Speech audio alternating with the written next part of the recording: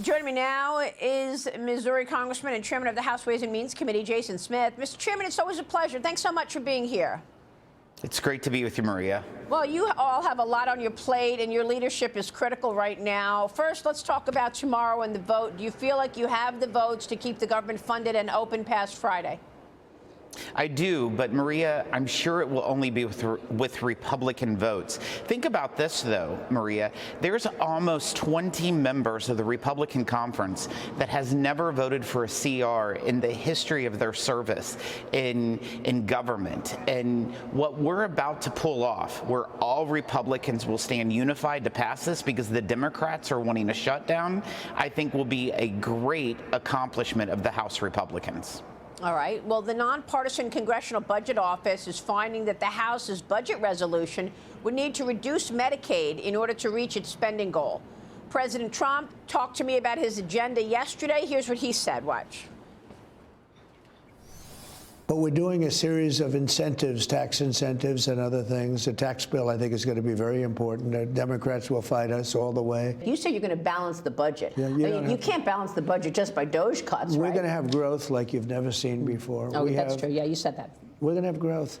I'm not going to touch Social Security, Medicare, Medicaid. No, we're going to get fraud out of there.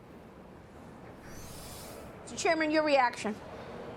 You know, the president's been clear all along, Maria, that we're not going to cut Social Security, Medicare, or Medicaid. But what we will look at is fraud and efficiencies with those different areas. I would challenge what CBO and the House Democrats have been pushing, that these would be Medicaid cuts. The Energy and Commerce Committee's jurisdiction is much larger than just Medicaid. For example, Commerce, Spectrum, you could go line by line. And think about this, Maria, just requiring states to do repeat verification for people who are on Medicaid would save almost $200 billion. That's not cutting anyone off. That's just making sure that people that should be on the program are on the program. And also, think about this, eliminating the ridiculous nursing home mandate that the unions pushed through in the Biden administration would save $25 billion. There's a lot of easy savings that Congress must do. Mr. Chairman, I understand what you're saying, but we just had Maya McGinnis on, and you know Maya from the president of the Committee for a Responsible Budget, and she's just doing the math, and she says the spending cuts called for by the House budget are small.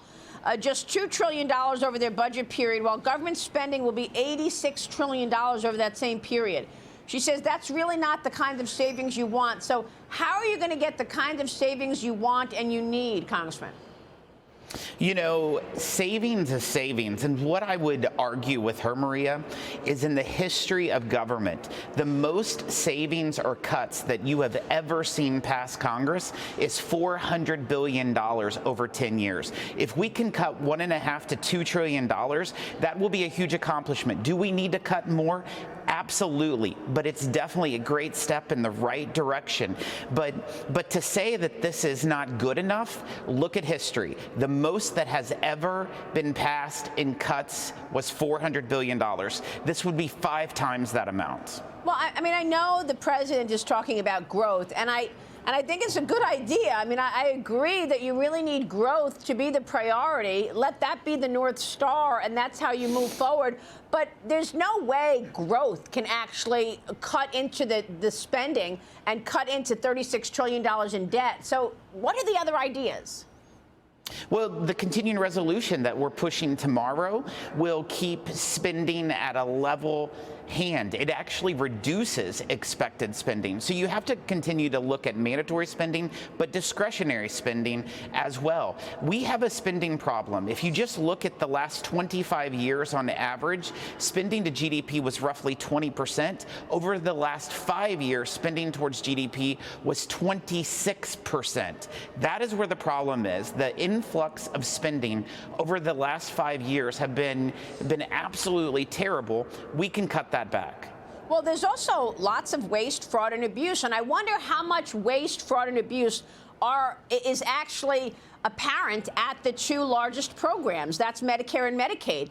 I'm not, suggesting you cut into the muscle here, because our people, American citizens, rely on Medicare and Medicaid.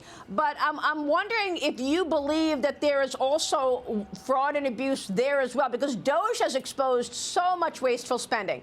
Also, from this last week, this Inter-American Foundation, the foreign aid agency, which once had a $60 million budget, they spent more than $500,000 on avocado marketing in Honduras, nearly $800,000 on cacao farming in Peru, more than $300,000 on artisanal weaving in Mexico, cuts that have dwindled the agency's employee count to just one. DOGE found more than $300 million in pandemic-era loans that were handed out to children ages 11 and younger. So we know that when you start digging, you're going to find it. I'm wondering if you started digging into Medicare and Medicaid to see if it's all muscle or if there's fat around the muscle there as well, Mr. Chairman. I welcome DOGE looking at Social Security, Medicare, Medicaid, the IRS. They need to be audited. They need to look at their efficiencies, and they need to analyze any kind of fraud within the programs. If people say that there's not fraud in it, I would look at just CBO and CBO scores saying medical overpayments within just Medicare and Medicaid. This happens. These are efficiencies that needs to be rectified. And I think DOGE is leading the effort in that, and I welcome it. And that's how we're going to look at efficiencies in government. So you brought up a good point on the IRS, because I like to remember that the IRS is overseen and watched by your committee. But I want to get your take, Chairman, on what you would expect this tax season. Do you have any estimation in terms of the tax revenue in terms of this IRS season? Do you have anything to tell our viewers about upcoming tax day, April 15th? I think that our revenues are going to be right and consistent of where they have been. But one thing to watch, Maria, is that whenever there's a federal disaster or something as horrible as the California fires, that allows individuals to delay when they file their taxes. And that could have a big impact in the revenues that come within the country by April 15th. That's a great point. Mr. Chairman, I know you've got a lot that you're doing, and we're watching your work, and we so appreciate your time this morning, sir. Thank you. Great to be with Maria. Mr. Chairman, Jason Smith, Capitol.